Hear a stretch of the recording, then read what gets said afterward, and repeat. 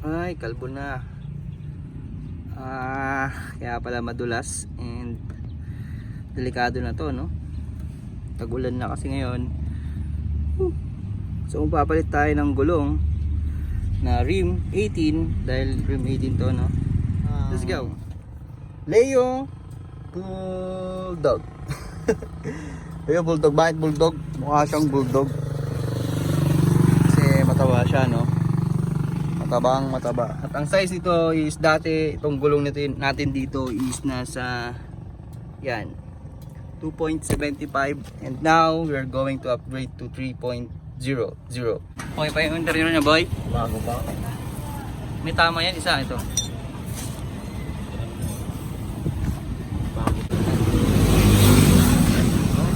Kaya po. Talipis ka, kagago. Iba yung kanya na, oh.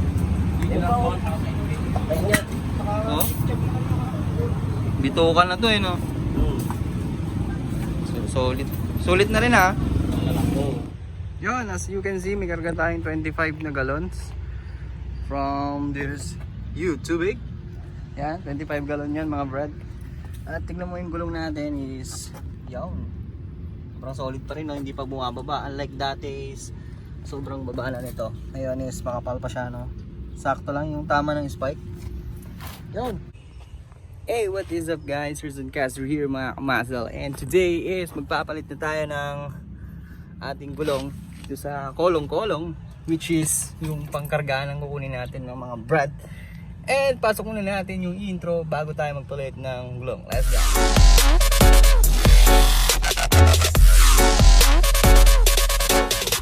Yo, kumusta ang araw nyo, mga brad? Ako ngayon is okay lang naman at thankful pa rin kasi kahit na sabog-sabog or sabog-sabog ba tawag doon or sira na yung ating gulong is hindi pa tayo pinapahamak, no? Minsan pa lang tayo na flat doon and ngayon magpapalit tayo ng gulong.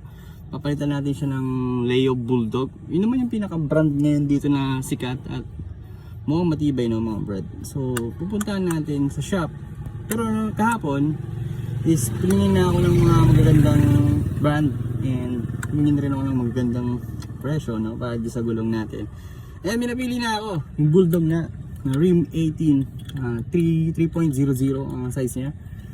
So samahan nyo ako, mga brad, para magpalit ng gulong at bibigay ako ng tips sa inyo para sa pagpapalit ng gulong. Let's go. Yun, dito na ako sa motor shop. Dito ako bibili, dito sa kabila.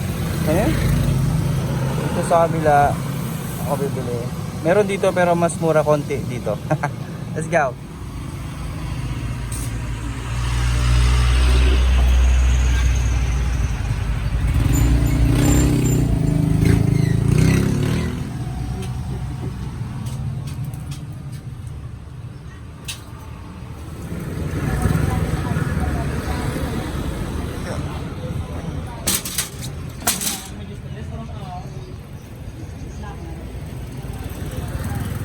And yun, mga brad, na nakabili na tayo ng ating Bulldog na gulong, which is ang size nito dati is 2.75.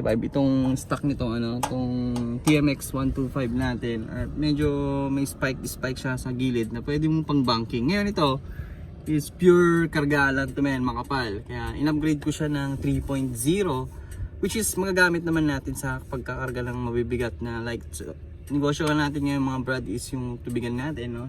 Sa tubig number 1. So yan, kinakargaan natin siya ng maraming galon, mga 30, 25 gallons, gano'n. So minsan lang naman is kinakargaan ko lang sakto lang, mga 25 or 24 para hindi masyado nahihirapan. And yung gulong dun sa likod is sobrang nahihirapan, nagiging flat na siya, no? Ngayon is in-upgrade natin siya ng 3.0. At bibigyan ko kayo ng hapyaw na review dito sa Bulldog na gulong, which is nabili ko na siya ng ano, 680 pesos lang, no? Sa ibang motor shop nagre-range siya ng 800 at yung iba 750, and yung pinakamura na nakita ko is dun kay MJ Motor Parts, no? Shoutout sa MJ Motor Parts, mga kaibigan natin yung mga tao dun. Dun din sa katabi nga, shoutout din kay ano, Rapworks, no? Shoutout sa inyo, mga brad, no? Kung nanonood man kayo ng vlog ko, shoutout sa inyo. And mas mura lang kay MJ ng Bagya, kaya minsan kasi mas mura sa kabila, minsan mas mura sa kabila. Ganun lang din naman naglalaro, eh. Hanap ka lang ng mura na mabibilhan mo. And quality naman, no? Tignan na natin yung gulong na nabili natin, mga brad. Let's go. Yun, bibigyan ko kayo ng bagyang review dito sa gulong na nabili natin. No? Ito ay ang Leo Bulldog. Leo Bulldog. Bakit Bulldog? Mukha siyang Bulldog. Kasi mataba siya, no?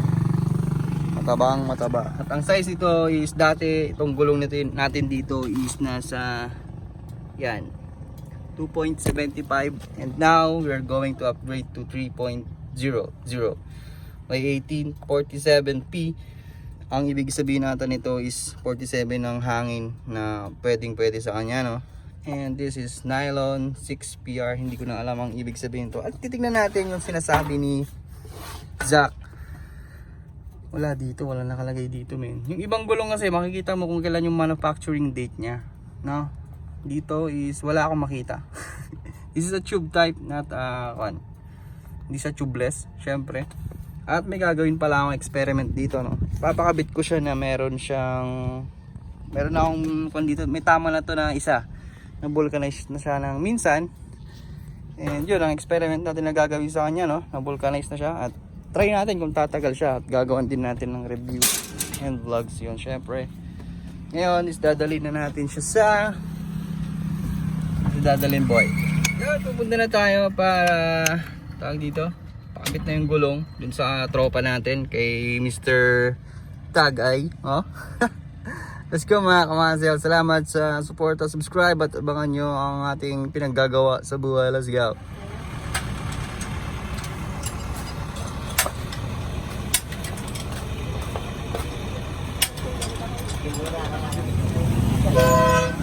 Lodi, carbon lodi.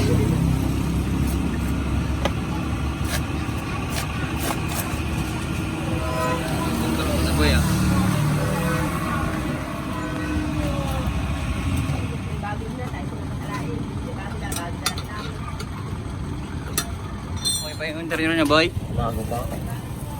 May tama yan, isa ito. Bago pa. Wala pala eh. Kaya pa, oh. Talipis ka, kagago. Iba yung kanya na, oh. Iba pa, oh. Kanya. Oh? Bitukan na to, eh, no? Solid. Solid na rin, ha? Oo. Isa.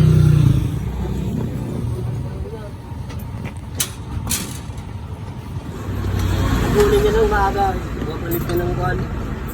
Babalik ka ng alas 12. Alas 12.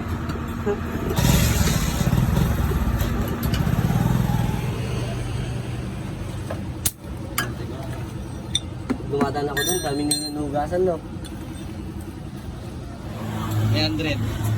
Kasya yan. Siyempre hindi ka kasya.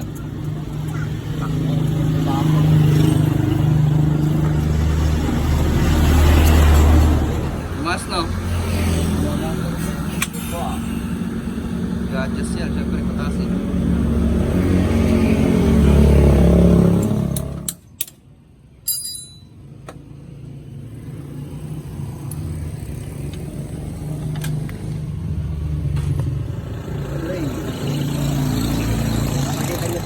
Diyan mga brad, no, tapos na ang ating pagpapakabit ng ating gulong. Ito na siya. Yan. Alright, medyo okay na siya. Tumaas na yung profile niya ngayon mga brad, no. Dati medyo mas mababa, ngayon mas tumaas siya ng bagya at parang mas maganda ang kapit niya sa dano mga brad. So yan, gumastos lang tayo dun ng yung gulong 680 and yung install pakabit natin dun sa tropa natin kitag ay na 30 pesos lang naman ang single saddle. Si tropa natin ulit yun, no? Shoutout sa inyo, no? Mga brad, kay CJ, shoutout kay CJ, man. Hindi niya alam na nagbo-vlog ako at kitag ay din, shoutout sa iyo boy. So yun lang mga brad, no? Ingat kayo lagi sa pagdadrive nyo at update ko kayo kung anong nangyari dito sa ating gulong na napaka opet. Medyo mahal siya, no? Mahal siya. Pero okay siguro yun kasi pag nga sa seminar na natendan ko, pag mas quality o mas mahal is quality over quantity. Oh? Quality goes the price, sabi nga nung nag-seminar sa amin nung sa riders seminar namin dito sa Region 2. So And dyan mga brad, ang tips na bibigay ko sa inyo is kailangan lagi nyo i-check yung gulong nyo kung nagbibiyahe kayo. Especially pag may mga karga kayo, especially kung tao yung karga nyo o mabibigat na bagay, is lagi nyo i-check yung gulong nyo kasi gulong ang isa sa magko-control sa pagdadrive natin mga brad, no? So lagi nyo i-check kung maganda yung hangin, kung maganda yung kapit, kung sakto lang yung hangin niya, kung masyadong matigas, matagtag, ganun. So lagi nyong titignan mga brad kung anong ikakabuti ng biyahe natin, no? Sa gasolina, check nyo rin yung preno, especially preno yun, gulong, preno, ang lagi nyo i-check sa mga brad. Siyempre huwag mong kakalimutan, i-check lagi kung may pera ka, no? Yun lang number one, kailangan may pera ka pag pagawa o pang emergency case natin, no, mga brad. So let's go mga kamasel, tingnan natin kung anong mangyayari dito sa gulong natin. And hopefully maging okay naman yung biyahe natin, no? So abang lang kayo sa mga vlog nating parating. Marami akong parating na vlog, promise ko sa inyo. At babawi ako ngayon sa inyo, promise. Let's go.